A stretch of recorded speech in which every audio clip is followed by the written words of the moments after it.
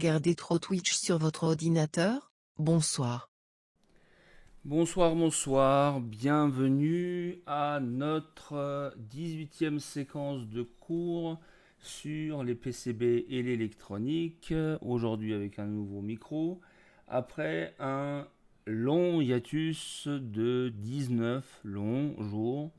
J'espère que on m'entend bien avec ce nouveau micro, que ma voix n'est plus distordue, elle est déjà assez moche comme ça.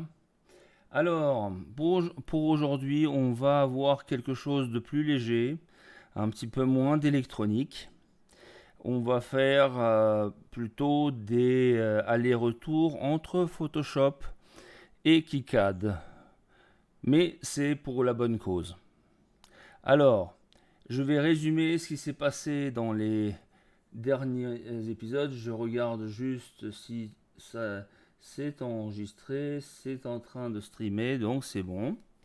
Alors, on était en train de travailler sur quoi? Au départ, pour, euh, pour expliquer, il y avait euh, mon amour pour les calculettes basiques des années 80 et 90 et un circuit sur internet que j'ai trouvé qui faisait carte son pour une des calculettes et je l'ai, je pense, ici. Je vais vous montrer ça dans le PDF, c'est le truc. Est-ce que j'ai l'image ici ou non? Ben voilà. Un truc tout simple. Un chip Yamaha 34 quelque chose. Enfin bon, voilà, peu importe. Un quadruple ampli-op, sortie audio et voilà, entrée-sortie sur le bus système de la calculette. Ça a l'air simple, le circuit était simple à faire, le composant, l'empreinte, on l'avait fait d'ailleurs la dernière fois. On l'a refaite la dernière fois, étant donné que je l'ai déjà faite pour ce composant-là quand j'ai fait cette plaque. Sauf que cette plaque-là, enfin ce circuit-là, quand je l'ai monté, il ne marchait pas. Et pas vraiment.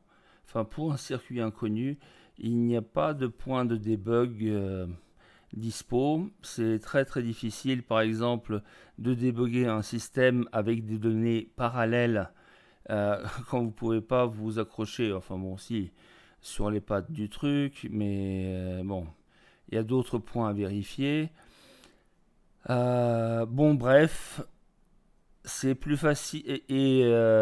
Enfin, ce qui empiète sur les debugs aussi, c'est que la programmation de la calculette, la Casio PB1000 n'est pas facile tant qu'on n'a pas un compilo, tant qu'on n'a pas une interface Siri avec, et ainsi de suite, et ainsi de suite, et ainsi de suite. Donc, euh, je me suis résolu de faire euh, pour nous aussi, alors, dans mes intérêts à moi, primo, secondo, pour nos intérêts ici, pour avoir un petit peu d'XP, surtout, enfin, beaucoup d'XP en design de PCB sous KiCad. Et j'ai proposé de faire une carte mezzanine pour Arduino Mega, avec tout ce circuit là, et ce sera surtout beaucoup plus simple à débugger. On est resté là, on a fait l'empreinte de ce composant puisque cette séquence là elle porte sur les empreintes. On n'avait pas étendu le schéma parce qu'on ne savait pas à quel point se connecter. Ça, c'est résolu. J'ai téléchargé le pinout de l'Arduino. Et surtout que ça, on pourra le faire entre temps, mais cette séquence-là, j'aimerais bien vous vous montrer comment on intègre des éléments graphiques autres que le texte ou des lignes prédéterminées où le fond a été déjà précalculé dans un PCB. Par exemple, ce très beau panda en rage ou énervé. En rage, non, il est énervé. Il est énervé ou il explique, hein. C'est l'un des deux. C'est la même chose. Voilà, comment on intègre ça sur un circuit ou sur ou dans un schéma, comme par exemple un logo ou un dessin plus spécifique, ou même il y a maintenant un tas de gens qui font des œuvres d'art avec des PCB. C'est un médium comme un autre, hein. C'est de l'impression, c'est donc, enfin, toute technique comme tout support de couleurs, de traces, de quoi que ce soit. Enfin, c'est par exemple juste une autre forme de papier pour certains. Un petit peu plus cher quand même. Ok, alors, pour le... Alors, où est-ce qu'on l'avait mis? Il est dans notre GitHub, dans PCB Design, la carte son Arduino Mega. Alors, notre schéma,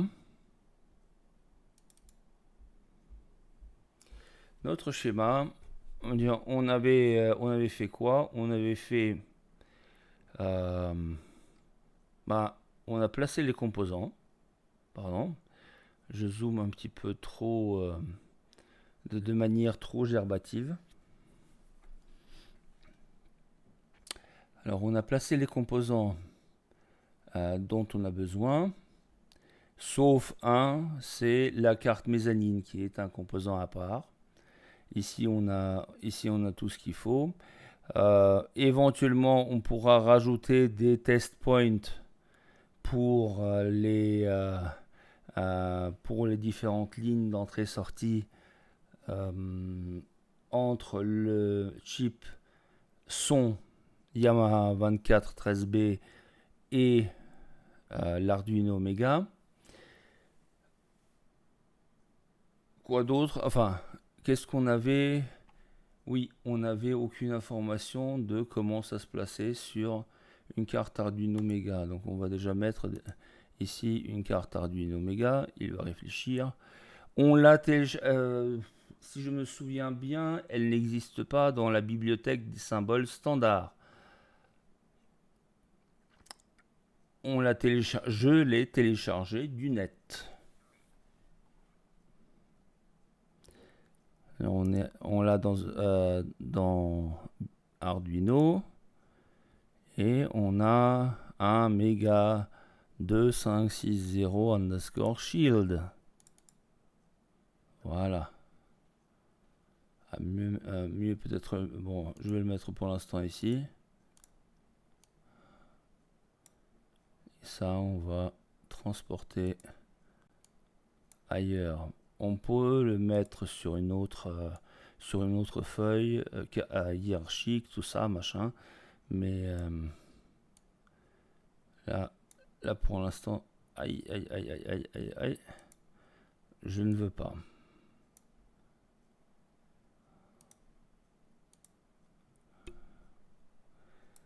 Ah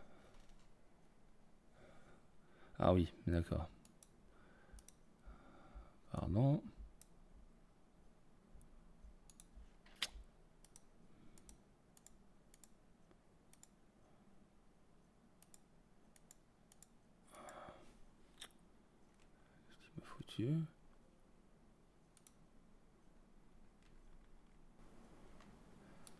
Qu'est-ce qui m'a foutu? Ah, voilà.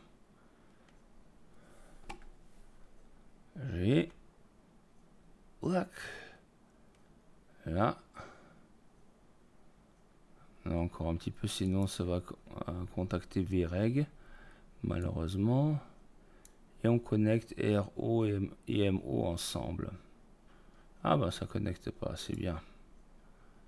Ok, on sauvegarde.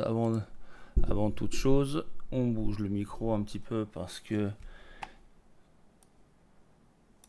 il est juste devant l'écran. Et voilà. Bon. On laisse pour l'instant ici. On pourrait connecter le bus des 0, des 7 où on veut, ici, ainsi que les autres trucs A0, A1. Non, A1, il n'y a pas sur ce chip, donc et A0. Le Write Enable, le chip Select, ça je me souviens plus, quelque chose. Et merci Eric pour pour le tier 1. Waouh.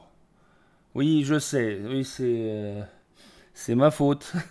C'est ma faute qu'il n'y ait plus qu'il n'y ait pas encore d'emote pour ça parce que voilà. Je suis un petit peu derrière pour mon travail, pour mes streams et pour tout le reste. L'univers et tout le reste, tu vois. Bon, alors, pour connecter ça, alors on pourrait connecter, mais pour communiquer, je ne vais pas dire on va avoir des problèmes, mais on va se créer des problèmes. Parce que les données sur, par exemple, enfin, sur des 0, des 7 sont envoyées enfin, sont envoyées en parallèle. Des 0, des 7, c'est pour Picalose, 8, 7 down to 1. Pardon, 7 down to 0. Maintenant, c'est moi qui fais ce genre d'erreur. Alors, soit vous faites pour un temps X donné, vous lisez le bit de D7, vous lisez le bit de D6, vous lisez le bit de D5 et ainsi de suite. Et après, vous faites des left shift ou right shift selon et composez tout ça. Ce qui fait beaucoup d'opérations. Bon, à la vitesse où va le circuit son, vous pouvez le faire étant donné que l'Arduino Mega, je ne me souviens plus, je pense que c'était 10 ou 20 MHz, soit 16. Enfin, beaucoup plus que nécessaire pour faire ça, mais il y a mieux.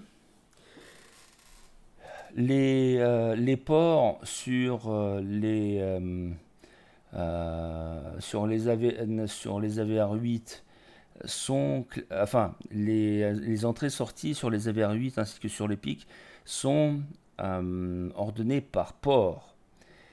Et vous pouvez, enfin, comme c'est une architecture 8 bits aussi, que vous travaillez avec un circuit son, avec un chip 8 bits aussi, enfin 8 pardon, 3, 4, 8 bits au niveau des données, vous pouvez lire directement. Par exemple, sur Arduino Mega, il y a port A, B, C, D, E, F, G, H. Par exemple, le port F, en même temps, toutes les 8 bits, toutes les 8 valeurs en même temps. Ce qui simplifie tout le truc. C'est pour ça que j'ai choisi aussi celui-là, parce que ça marche. Les pics ont un truc similaire, c'est ce que j'ai mentionné au niveau du 18F 4520 ou un truc comme ça, celui qu'on a utilisé déjà dans un cours précédent. Il a un PSP, il a un Parallel Slave Port qui permet de lire ou d'écrire d'ailleurs en même temps 8 valeurs de 1 bit. sur leurs entrées-sorties selon comment ils sont configurés. Sauf qu'ici, on n'a aucune... on s'est arrêté ici la dernière fois parce qu'ici, on n'a aucune information avec quoi on se connecte. Si, enfin, pour IC, CS, WE, on s'en fout. Tant que c'est une entrée-sortie numérique. Voilà. Pour tout le reste, ben, il faut savoir quel est le port. Bon, j'ai une... je dois avoir quelque part dans le répertoire une...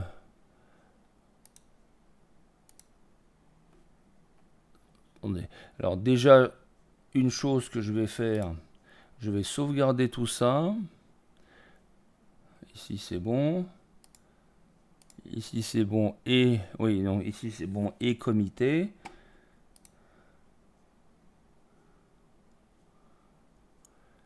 Carte son Arduino, donc début cours numéro 18.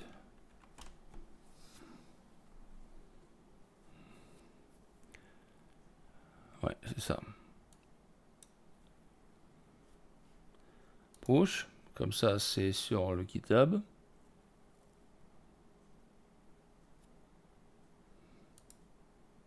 Et maintenant, on va regarder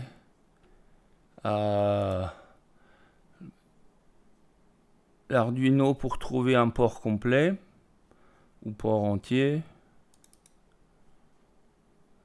C'est pas celui-là, mais on va le réutiliser parce que dans le port tout est bon.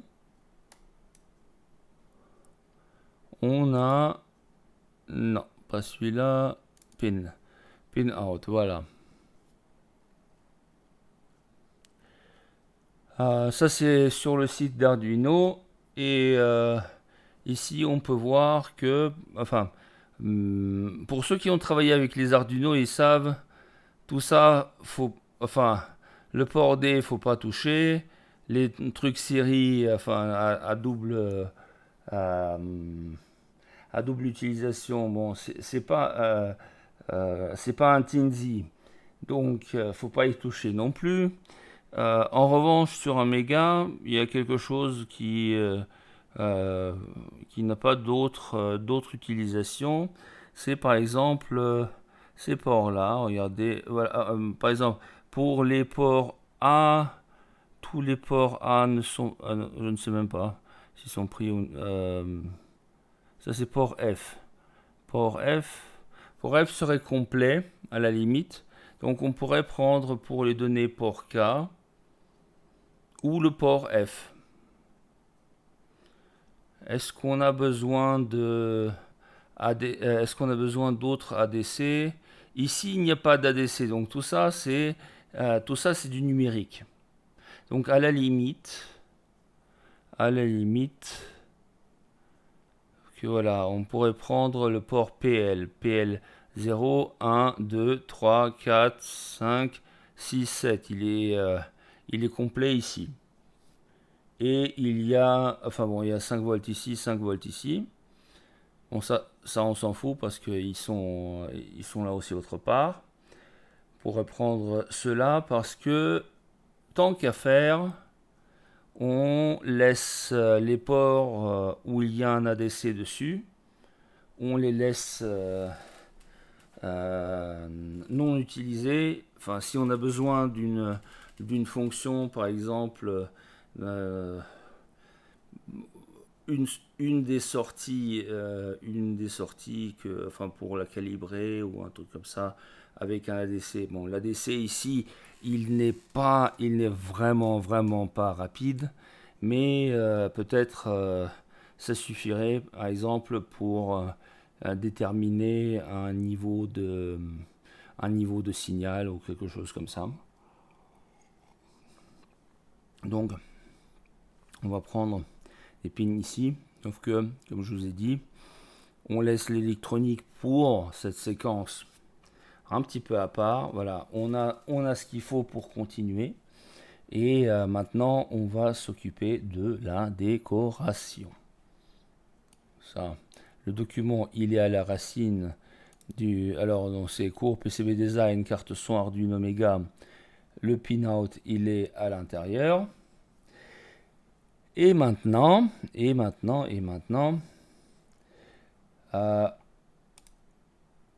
j'aimerais bien, sur mon circuit, alors, on va... Je ne sais pas comment on va le pour l'instant le faire. Je pense que on va laisser la carte son Arduino Mega comme telle.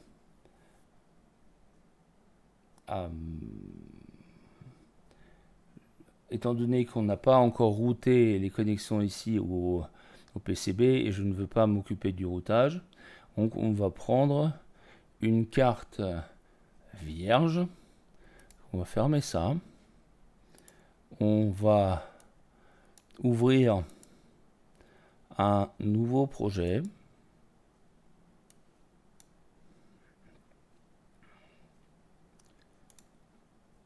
À la racine de GitHub. Pas GitHub, à la racine de notre repository cours PCB Design. On va dire carte vierge. Ou même plus particulièrement, on va dire Canvas. Canvas, c'est... s'il y a quelqu'un qui peut m'aider avec la traduction. Attendez. Non, c'est anglais ça. Toile. Oui. Toile, parce que on va mettre des créations dessus. Et le schéma n'est pas intéressant. On va ouvrir le PCB en lui-même pour que le PCB soit moins vivant, il faudrait le délimiter. Donc, allez, Edge Cuts, Graphic Lines,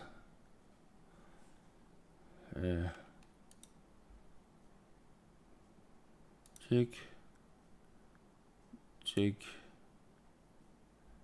Je mets une grille bien grande pour qu'il n'y ait pas de... Bon. Alors, on met les dimensions dans Drawings Use, tant qu'à faire.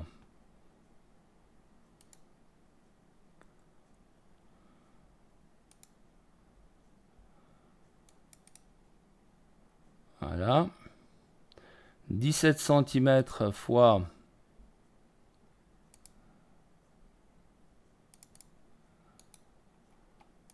Je ne sais pas lire. Fois 10 cm. En gros. Voilà. On sauvegarde. On regarde Alt 3. Non. Oui, c'est ça. Alt 3. J'en ai marre du rouge, là. J'en ai marre du rouge. Je l'ai mis à un moment donné. Choose Colors. Et ça, c'est le Solder Mask. Solder Mask. On va le mettre...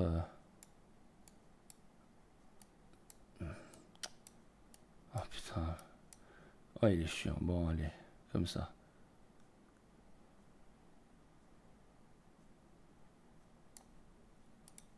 Voilà. Mieux. Beaucoup mieux. Et là-dessus, on va dessiner. Alors, première chose. J'aimerais bien... Alors, comme exemple... J'aimerais bien mettre ce logo là. J'aimerais bien mettre ce logo là sur notre PCB. Pour faire simple, on va changer la couleur du PCB à quelque chose de clair. Et comme ça, on mettra le silk screen. Attendez, je rapproche le micro. Et on mettra le silk screen en noir. Voilà. Le logo, bon, il n'est pas de terrible qualité. On va voir ce que ça donne. Donc c'est un JPEG 158 x 166. On va voir ce qu'on peut faire avec. Et surtout, ce qui est très très important, c'est que il faut savoir ses dimensions. Enfin, il faut savoir quelle dimension il va avoir au final. Parce que impossible de faire du resize après coup, c'est-à-dire quand vous allez placer ce truc. Quand vous choisissez, ce sera une empreinte. Quand vous placez l'empreinte d'un chip sur un PCB, vous n'avez pas moyen de l'étirer. Même si vous êtes très très très fort. Ouais, enfin, sauf si peut-être vous savez programmer le Python.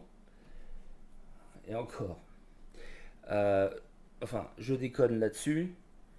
Vous devez fixer au départ quelle dimension cette petite bestiole va avoir. Et ça, c'est l'image qui va le déterminer. Donc, bon, ce qui est chiant ici, c'est que ce n'est pas transparent. Mais bon, ça, c'est pas grave. De toute façon, les dessins se font toujours en blanc ou noir, c'est-à-dire oui ou non. Alors, il y a moyen, comme... enfin, oui ou non, c'est par exemple, je mets un silk screen, je mets pas de silk screen. Il y a une ligne, il n'y a pas de ligne. Il y a une tâche, il n'y a pas de tâche. La même chose d'ailleurs on peut faire ça pour le soldat masque, pour chaque niveau. Et d'ailleurs aussi pour le cuivre. Et pour les malins entre vous, vous pouvez déjà comprendre que ça fait déjà 3 couleurs qu'on a. En fin de compte, même pas 3 couleurs, on a 4 couleurs. La quatrième étant le PCB transparent quand il n'y a pas de cuivre dessus. Une sorte de jaune. Enfin bon, ça dépend du substrate. Si c'est du FR4, si c'est de la céramique, plein de trucs. Ok. Admettons que j'aimerais bien avoir un logo de panda de 1 cm x 1 cm à peu près. Enfin, que cette image-là, 1 cm x 1 cm, alors si je veux que le panda lui-même, enfin, genre la tête de panda lui-même, fasse 1 cm x 1 cm, il faudrait que je fasse le truc suivant. Sous Photoshop.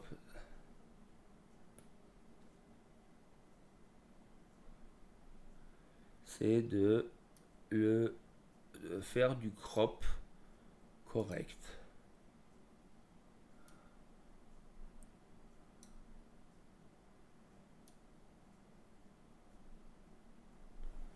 Voilà.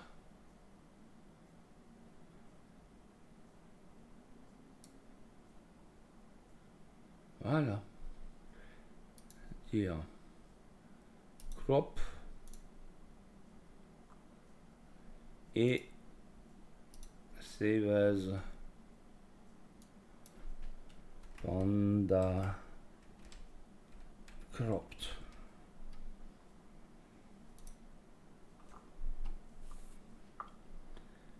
Oh, 32K. C'est bon. On ferme le truc, on ne ferme pas Photoshop, comme ça il sera là très très rapidement. Panda Cropped va à cette gueule là. Maintenant, ce qu'on fait dans KiCad, dernière version 5.1.6, il y a à la racine, c'est-à-dire dans le navigateur projet, il y a un truc qui s'appelle Bitmap to Component Converter. Bon, maintenant c'est le chat qui dérange un petit peu. On resize ça. Toujours. Pourquoi il est aussi long?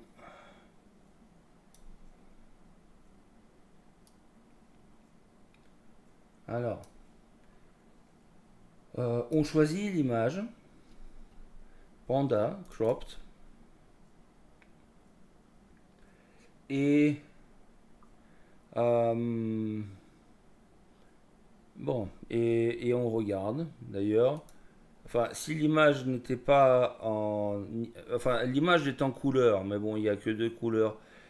Il y a... Enfin, l'image est en couleur officiellement, mais il n'y a que des niveaux de gris qui sont utilisés. Pour être plus précis, parce que on a un spécialiste des espaces couleurs dans ce chat. Bonsoir Seb. Voilà. Le programme, enfin vous verrez ça avec d'autres images, va convertir l'image d'origine en un truc noir et blanc, c'est-à-dire noir ou blanc, enfin par rapport au pixel. Alors selon un threshold, c'est-à-dire selon un niveau. Bon, c'est assez facile. En même temps, vous avez vu que les artefacts de compression, il y en a. Et à un certain niveau, on les voit apparaître. Bon, on ne va pas étudier les artefacts de compression des pandas dans leur espace naturel. On est là pour la placer sur la toile. Alors, maintenant, on sait que ça va avoir quelque chose enfin une gueule correcte. Maintenant, le programme aimerait bien savoir à quel niveau vous le placez. Tout simplement parce que, alors, soit c'est un élément qui se place au niveau du silk screen, soit c'est un élément qui se place au niveau du solder mask, soit c'est quelque chose sur Echo 1, Echo 2, c'est-à-dire deux layers complètement custom, donc ils ne vont rien avoir avec le PCB, donc ça c'est juste pour de la notation. Par exemple, un logo d'entreprise, un logo que c'est du open source hardware que vous utilisez. Le logo d'ailleurs il est à l'intérieur de KiCad. Plein de trucs comme ça. Ça peut être, un logo pour votre schéma. D'ailleurs, vous savez quoi? On va le faire. On va commencer par ça avant de le placer sur le PCB.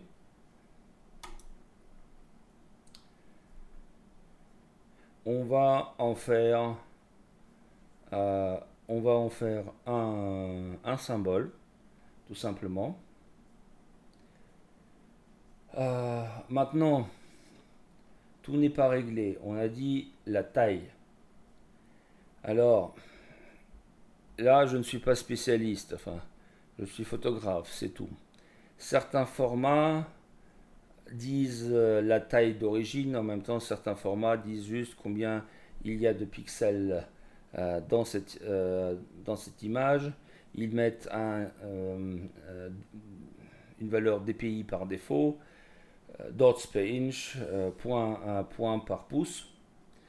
Et de là, on a la taille réelle du truc. Bon, ici, la résolution a été mise à 300 dpi et la taille est de 11 x 12,4 mm. Si je la mets ici à 150, alors oui, il faudrait que ça soit aussi synchrone ici. Vous voyez que la taille finale augmentera, enfin fera le double. Alors, on revient à 300. Alors, pardon, pas 0, 300. Soit vous faites le calcul avec la calculette combien ça fera pour avoir exactement 11 ici. Soit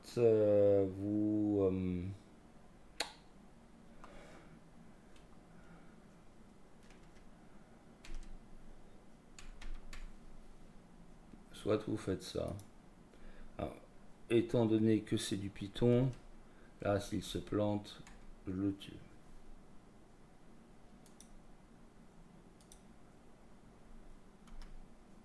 Non, il veut pas calculer. C'est curieux. Au moment où tu veux avoir quelque chose, il veut pas calculer. Divisé par 1.1. Oui, non, c'est pas divisé par 1.1, c'est multiplié par 1.1 en même temps, ça c'est facile. 330. 330. Voilà, bon, ça fera 10 fois 11,2 mm. Je peux vivre avec. Et je dis export. Export comme panda symbol. Et ça va être une lib, c'est une librairie de symboles. Save. Juste pour vous montrer ce que ça donne. Bon, c'est moins intéressant que tout le reste. Mais bon, déjà, on a une nouvelle librairie, il faudrait qu'on la rajoute. Donc on va dans le Symbol Editor. Mais quoi?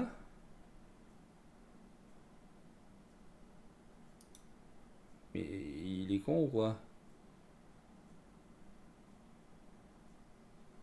Cours, PCB Design, toile.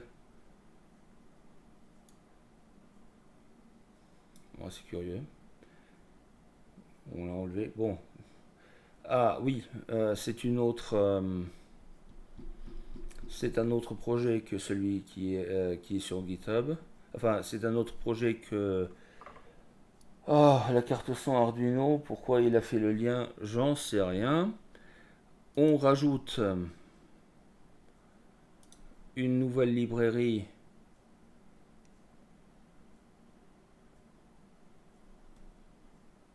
Très drôle.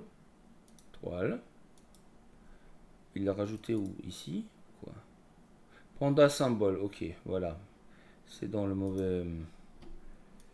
Ah, c'est dans le mauvais truc. Ce qui explique pourquoi.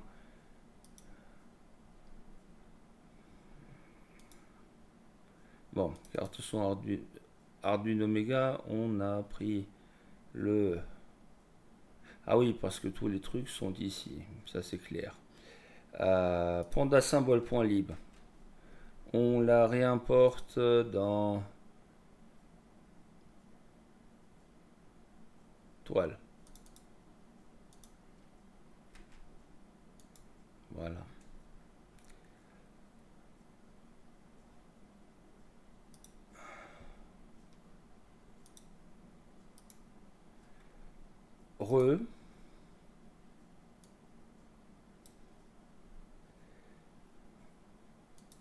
On rajoute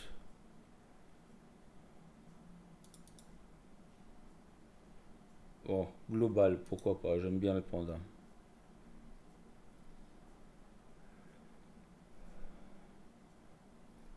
Est-ce qu'on l'a.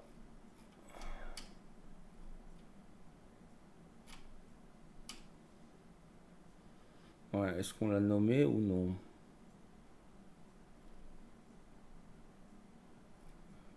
P.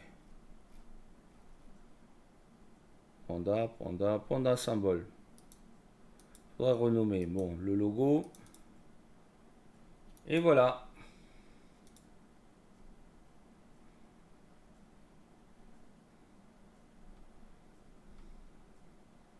Donc, avec ça,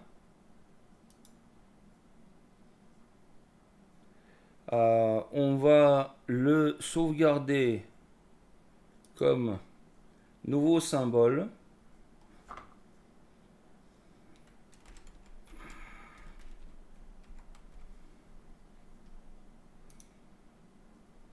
Un peu grand. Je ne sais Ouais, au niveau des dimensions, on va voir. Ok. On sauvegarde tout ça. Le logo. Aïe. Aïe.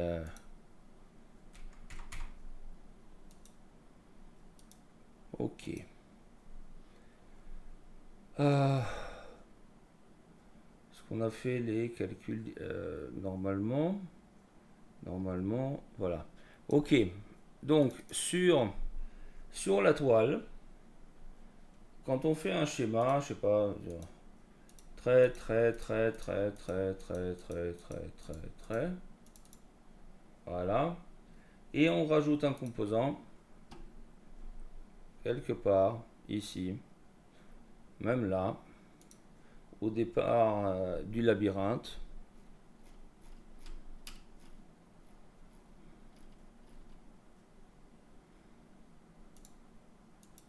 Bon, il faudrait enlever celui-là, mais voilà. Et voilà, le panda sur le schéma. Maintenant, il faudrait faire la même chose sur le PCB. On va faire ça rapidement et je vous montrerai. Alors demain, je suis pris. La semaine prochaine, en soirée, comment continuer. Surtout, enfin, quand il y a des logos qui sont moins, qui comportent des éléments, des niveaux de gris, des couleurs et d'autres trucs. Alors, juste pour vous montrer, l'image au départ était un bitmap, collection de points, matrice de points, différentes couleurs. Là, ce qu'on a, c'est du graphisme vectoriel 2D.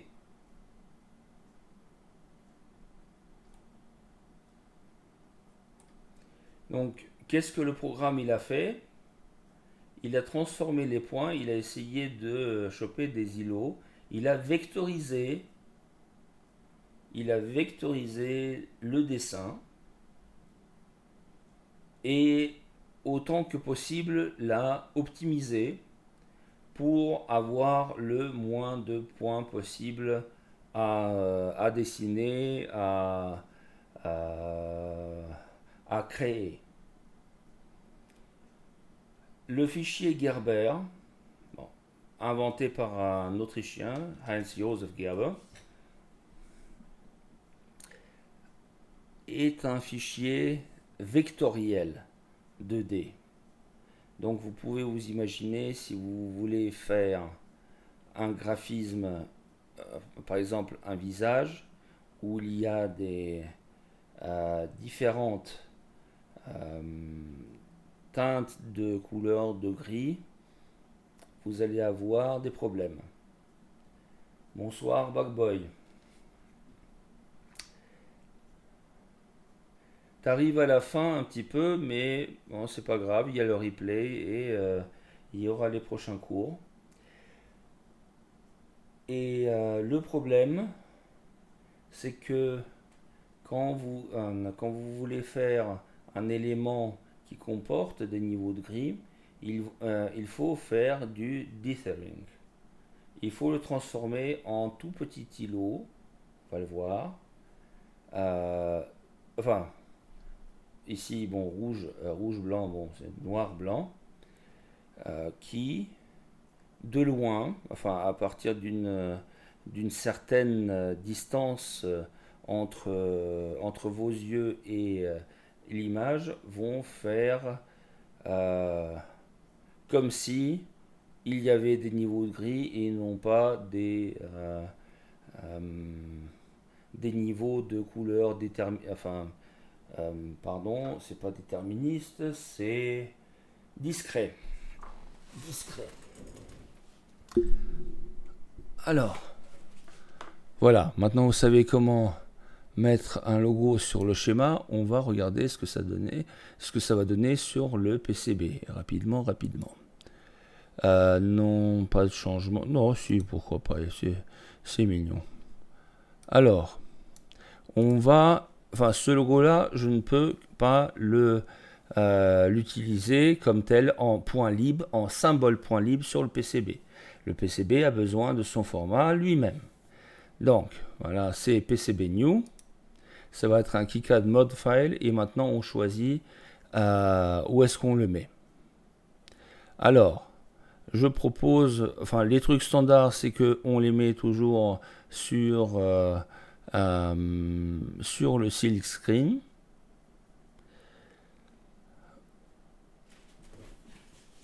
Front silk screen. On a les dimensions comme telles, on les laisse. Sinon, vous pouvez naturellement augmenter tout ça sans problème. Voilà. Export. Non, oui, voilà pourquoi il exporte dans le mauvais truc. Carte PCB Design, toile. Panda Silk Screen. Et on va tout de suite faire aussi un Panda qui va être sur le solder mask. Comme ça, vous voyez ce que ça donne.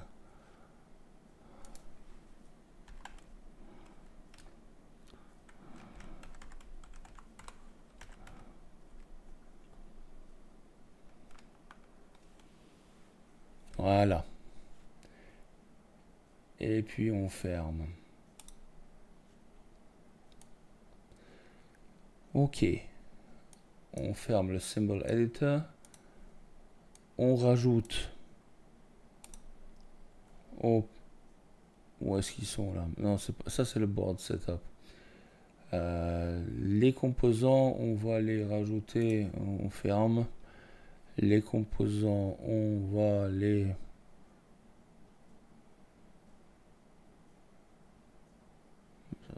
Ah voilà, footprint editor.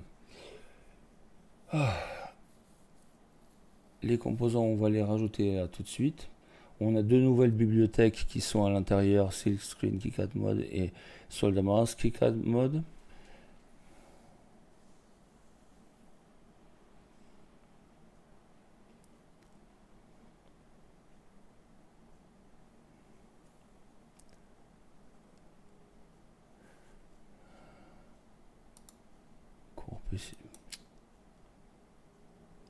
Faudrait que je regarde les liens. Bon. On va rajouter les deux nouvelles bibliothèques. Ah oui, pardon, c'est pas des bibliothèques. C'est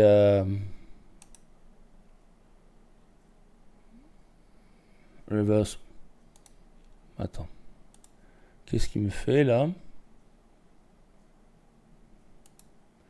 Qu'est-ce qu'il me fait? Bon, on va... Est-ce qu'on a un cours PCB ici qui est fonctionnel? Oui, apparemment, il est... Bon, je vais vérifier les liens. Il y a un truc qui s'est passé chez moi. Ok, import footprint. Alors, pas dans reverse models. On les a mis dans...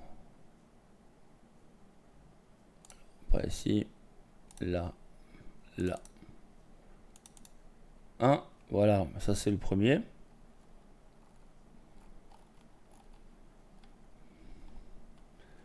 Cours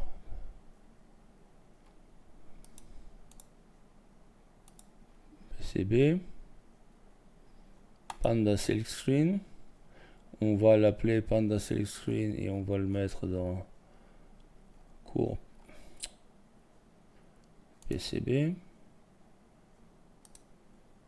Oui, ah oui, il y a Panda Silk Screen.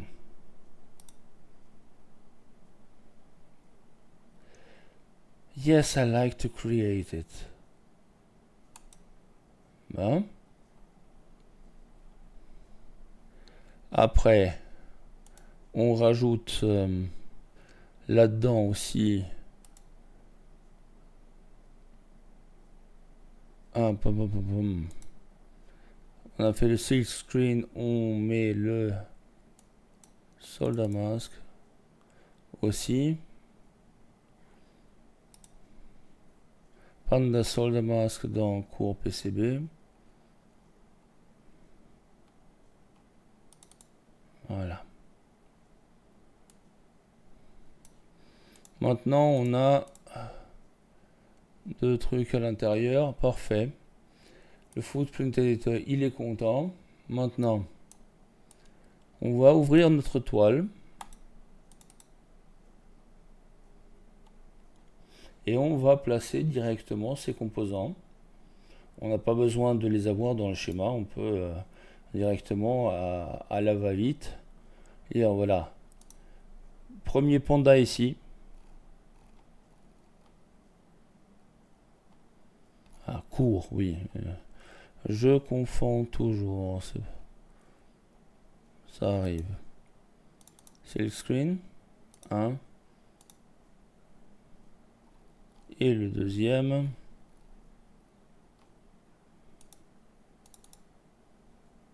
2.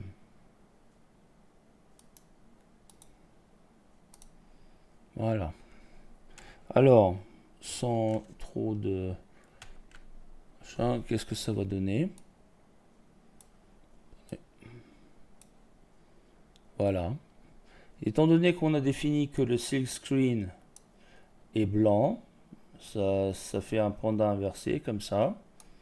Et au niveau du soldat mask, c'est assez intéressant. Pourquoi cette couleur?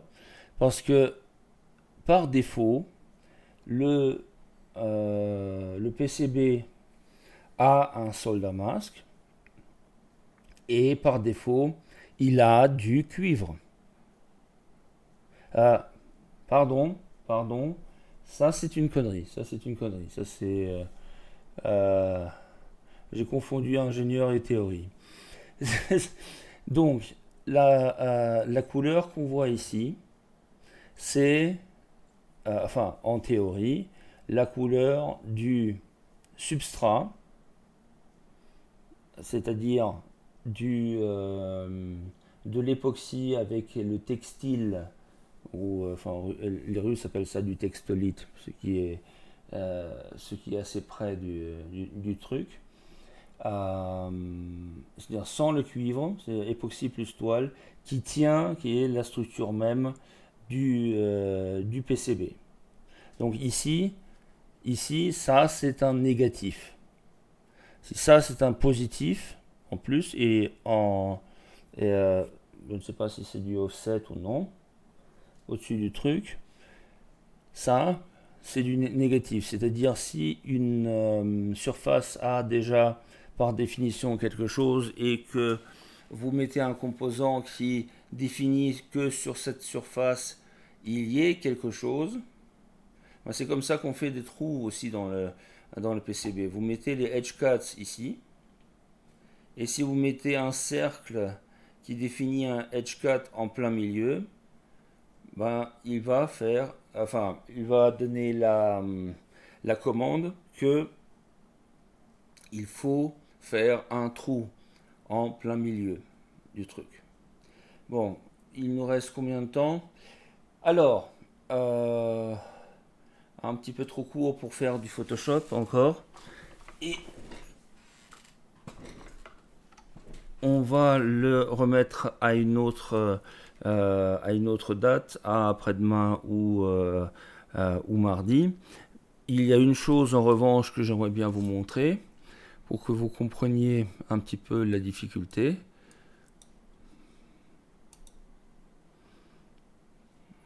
Qui nous attend. Ça, on laisse. Toile avec 2 pandas. Ça va sûrement valoir des millions à un moment donné.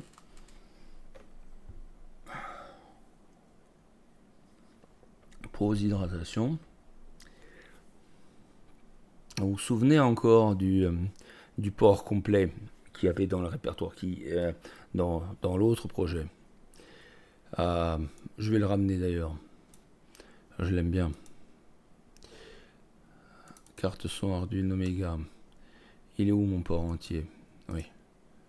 Ça c'était la bonne blague. Port entier. CTRL X.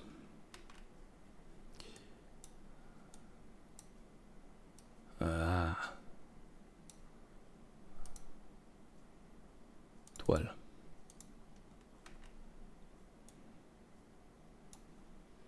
Bien. Si j'aimerais bien importer ce truc-là à l'intérieur de... Enfin, sur la toile. Ça va être déjà beaucoup plus difficile. Parce que, regardez, tout simple. Si j'utilise l'utilité, si j'utilise le truc qui est livré avec KiCad, Bitmap to Component Converter. 2 secondes. Je dis load bitmap. C'est pas dans carte son méga, c'est dans toile. Port entier. Voilà. Enfin, c'est bien défini, tout ça, machin. Grayscale picture jusqu'ici, pas de problème. Black and white, petit problème. Mais on a un réglage ici. Sauf que, enfin ça c'est réglage cut off, c'est-à-dire à partir d'une certaine valeur c'est noir, à partir d'une valeur c'est blanc. Donc voilà, soit un port noir, moche en plus, avec une pixelisation, tout ça, soit rien, soit une division des trucs. Donc, il faudrait inventer quelque chose. Et le problème, c'est que on l'a pas ici. Pour ça, il faut des utilitaires autres. Alors, je vais vous montrer la prochaine fois comment on le fait sous Photoshop, rapidement, juste pour vous montrer, oui, surtout, je vous montre le processus, je vous montre la difficulté, je vous montre aussi le travail qu'il faut faire. Comme ça, vous sachez, même si vous ne devez pas le faire, vous êtes au courant de quelle quantité de travail on parle quand on dit, voilà, on intègre tel ou tel logo sur un PCB. Comme ça, vous pouvez au moins expliquer à votre chef que ça prendra plus de temps, moins de temps. Ça dépend aussi ça dépend de votre chef, ça dépend de la situation. Voilà, ça m'a fait hyper plaisir de refaire un stream avec vous, avec ma meute préférée. J'espère que ça vous a plu, j'espère que vous avez appris quelque chose. Et je vous conseille de vous reposer un petit peu. Ici à Moscou, il fait hyper chaud.